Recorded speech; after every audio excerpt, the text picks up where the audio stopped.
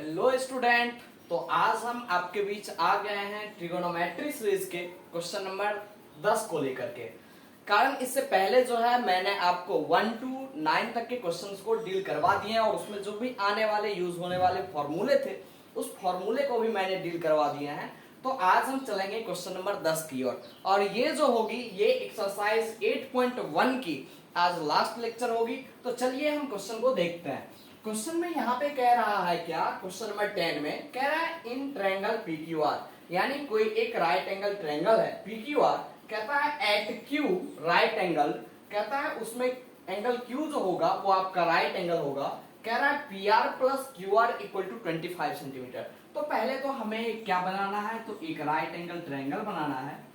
तो यहां से हमने एक राइट एंगल ट्रायंगल बना लिया है। अब इसके हम नाम रख देंगे क्या, यहाँ पे कह रहे हैं PQR, तो यहाँ पे हम नाम रख देंगे PQR। और इसमें कह रहा है एंगल Q जो होगा वो एंगल Q आपका राइट एंगल होगा। कह रहा है PR plus QR equal to 25 means PR, तो PR यानी ये आपका हाइपोटेनस और QR यानी QR आपका ये दोनों मिल करके कितने हैं, तो 25 सेंटीमीटर है। And PQ equal to 5 centimetre. आपका एक जो पार्टिकुलर जो दिया हुआ है वो आपका PQ ही दिया हुआ है, एक सेपरेट साइड जो कि आपका 5 सेंटीमीटर है। कहता है determine the value of sin P, cos P and tan P।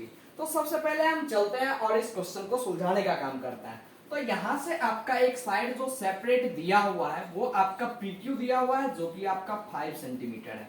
Next आपका कह रहा है PR plus QR equal to 25 centimetre. तो हम यहां से चलेंगे PR प्लस QR, ये कितना है, तो ये आपका 25 सेंटीमीटर है। तो ये आपका 25 सेंटीमीटर हो गया। अब इसमें वैल्यू निकालना है तो पहले तो हमें इस दोनों को सेपरेट करना होगा। PR का अलग निकालना होगा वैल्यू, QR का अलग निकालना होगा वैल्यू। अब हम यहां से चलते हैं, ये जब आपका हाइपोटेनस है तो मीन्स क्या होगा, इसके स्क्वायर जो होंगे वो इस दोनों के स्क्वायर ऑफ सम के इक्वल होंगे। तो यहां से हम चलेंगे PR स्क्वायर, यहां से हम लेंगे क्या, तो पहले एक यहां से हम लिख लेते हैं PR इक्वल टू आपका यहां होगा क्या, तो ये आपका हो जाएगा 25 और माइनस में QR यानी 25 माइनस में ये आपके हो जाएंगे QR। अब यहां से चलेंगे तो हम चलेंगे PR square equal to Pythagoras theorem से। तो Pythagoras theorem by Pythagoras theorem, यहां से चलने पे PR स्क्वायर इक्वल टू आपके क्या हो जाएंगे, तो PQ के स्क्वायर और प्लस में ये आपके हो जाएंगे QR के स्क्वायर, Q और R के स्क्वायर।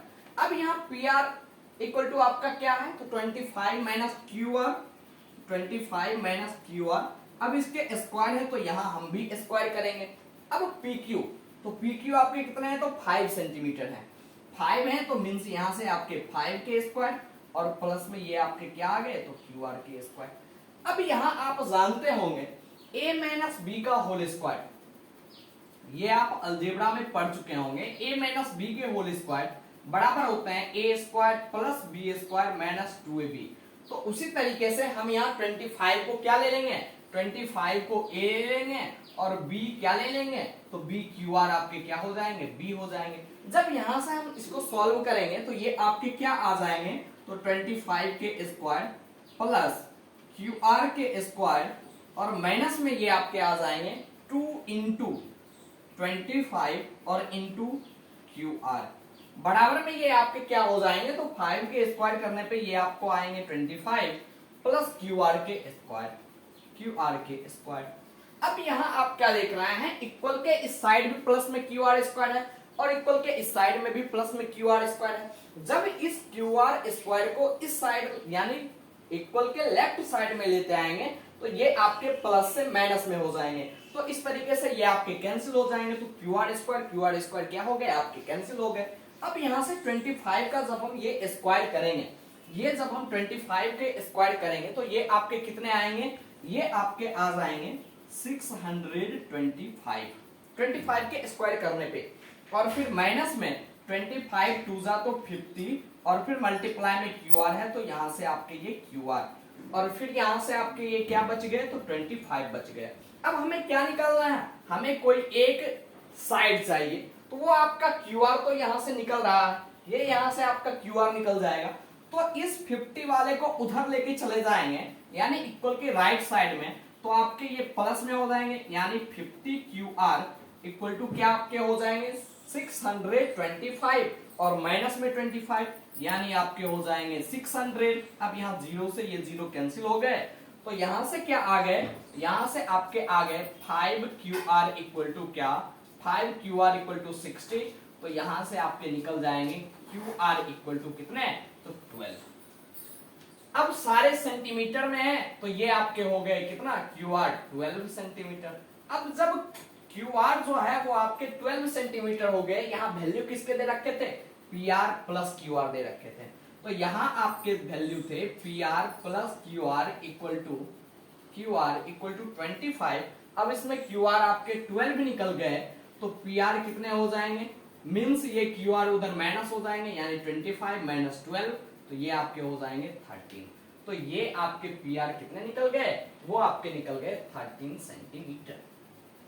अब यहां से आप इजिली निकाल सकते हैं इसके वैल्यू साइन पी, तो यानी इस एंगल को रिप्रेजेंट करते हुए हम चलेंगे, तो साइन पी, अब पी एंगल के सामने वाला साइड जो होगा वो आपका क्या हो जाएगा, वो आपका परपेंडिकुलर हो जाएगा, और साइन तो होता ही रेशियो है किसका, तो परपेंडिकुलर बाय हाइपोटेनस का, और फिर आपका क्या कह रहा है, कॉस कह रहा है, कॉस आपके रेशियो हो जाते हैं किसके, तो बेस अपॉन हाइपोटेनस के रेशियो हो जाता है, फिर आपके टेन, तो टेन किसके रेशियो हो जाता है, टेन आपके परपेंडिकुलर और बेस के रेशियो हो जाता है। तो यहां से हम चलेंगे साइन पी, तो पी के सामने वाला साइड आपका परपेंडिकुलर हो जाएगा यानी 12, और बाय में हाइपोटेनस फिर आपके कितने दे रखे हैं 13, तो ये आपके निकल गए साइन पी इक्वल टू 12/13।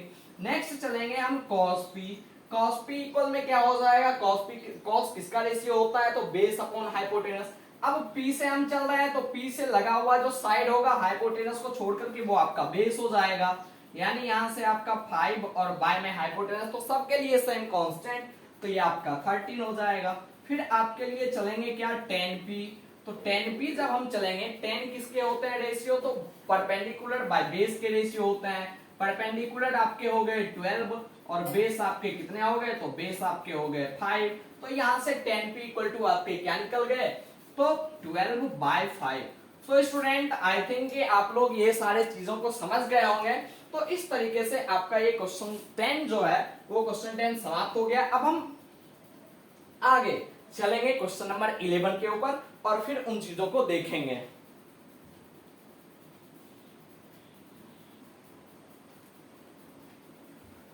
हाँ तो स्टूडेंट अब हम चलेंगे क्वेश्चन नंबर 11 के ऊपर। क्वेश्चन नंबर 11 क्या कह रहा है आपका, क्वेश्चन नंबर 11 कह रहा है state whether the following are true and false, justify your answer.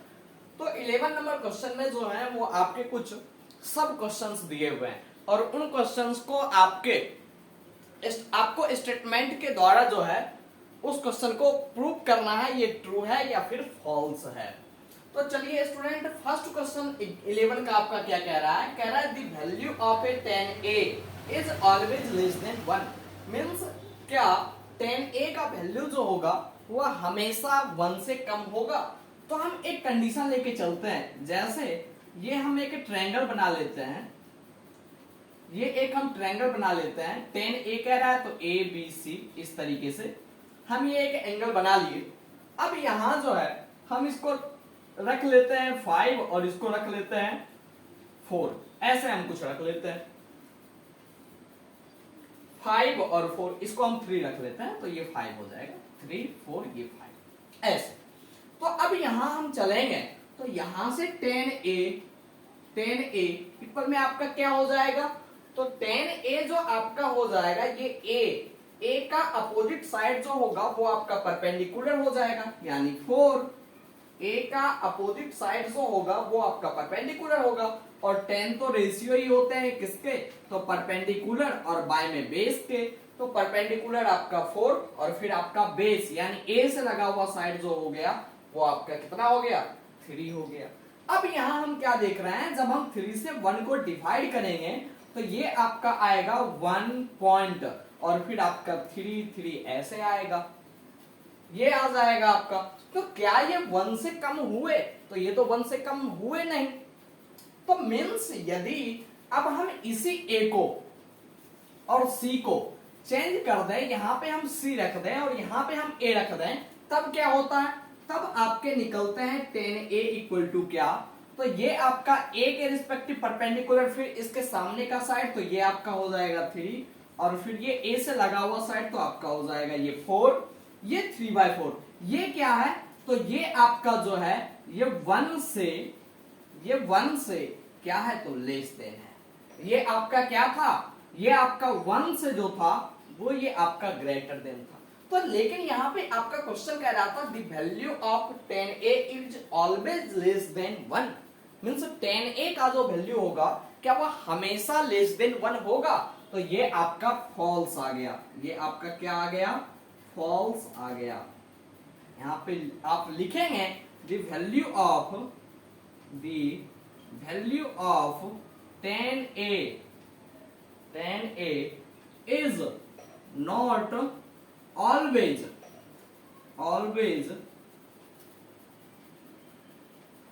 less than 1। तो ये आपका हो गया। इसको मैंने स्टेटमेंट के द्वारा क्या किया? तो प्रूव भी कर दिया। अब यहां क्या कह रहा है? कह रहा है cos a, ये आपका सेकेंड नंबर है। सेकेंड नंबर में आपका कह रहा है sec a equal to 12/5 for some value of angle A.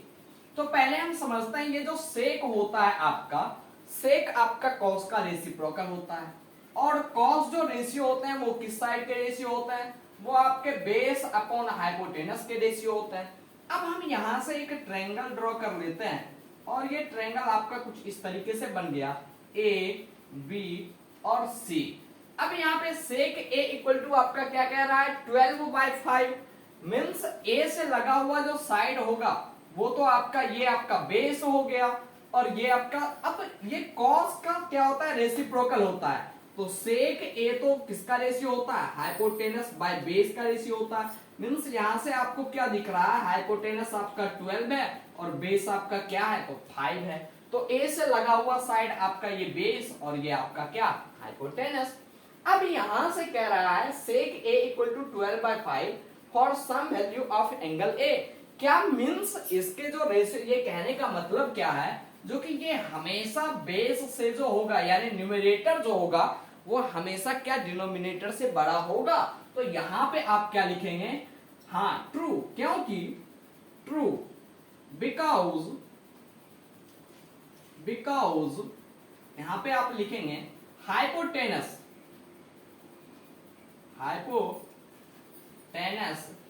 is always greater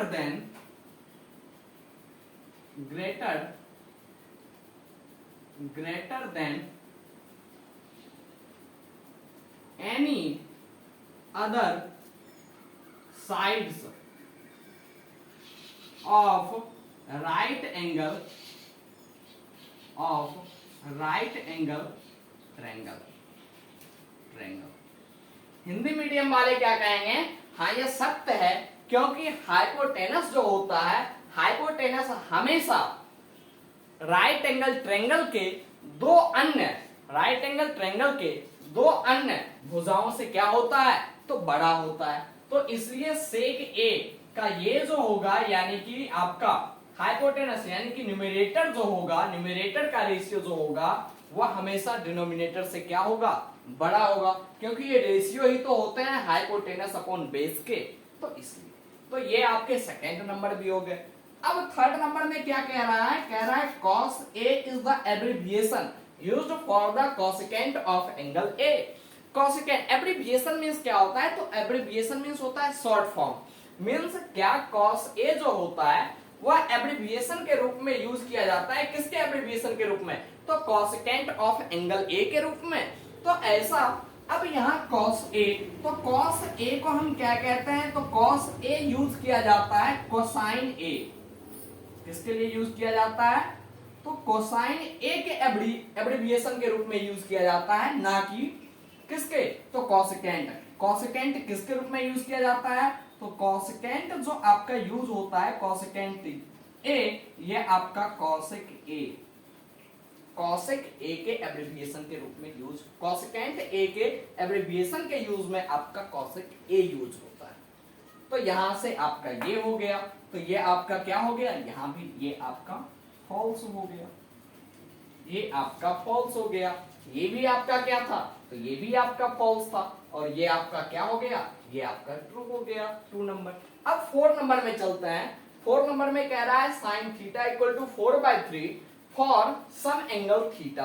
अब हम यहां से चलते हैं, तो साइन जो आपका रेशियो होता है वो साइन किसका रेशियो होता है, वो साइन तो होता है परपेंडिकुलर बाय हाइपोटेनस। आप यहीं से देख रहे हैं, क्या परपेंडिकुलर कभी हाइपोटेनस से बड़ा होगा?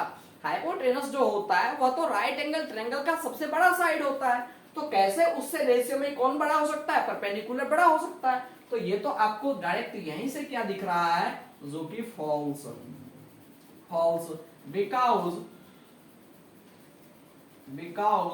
द हाइपोटेनस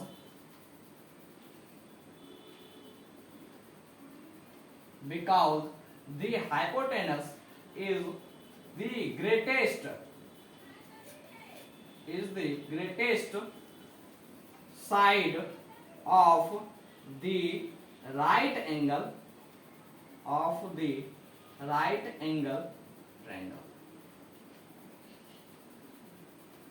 तो इस तरह से आप अपने स्टेटमेंट से क्या किए, तो ये जो क्वेश्चन जो दिया हुआ था, ये जो स्टेटमेंट दिया हुआ था, उससे फॉल्स साबित कर दिया। तो स्टूडेंट आई थिंक कि आपको ये सारी बातें जो हैं वो समझ में आ गई होंगी। एक बार फिर से आप पुनः खुद से देख लेंगे और अपने कॉपी में इन सारी बातों को लिख लेंगे और फिर आप खुद से बनाने का कोशिश करेंगे। तो यदि आप ऐसा कोशिश करते हैं तो ये अब आपके ट्रिगोनोमेट्री एक्सरसाइज 8.1 जो है वो आपके खत्म हो चुके हैं। अब हम फिर अगले लेक्चर में स्टार्ट करने वाले होंगे एक्सरसाइज 8.2 ट्रिगोनोमेट्री के। तो आप इसे अच्छे तरीके से पढ़ेंगे, ध्यान देके पढ़ेंगे और फिर इन सारी चीजों को फिर से एक बार आप पूरे यानी कि स्टार्टिंग से फिर उसको आप बनाने की कोशिश करेंगे। तो आपका ये जो होगा ये फिर आपका ऑलरेडी हमेशा के लिए याद हो जाएगा और फिर आपसे इस तरह के क्वेश्चन और भी क्या होंगे तो डील होने शुरू हो जाएंगे।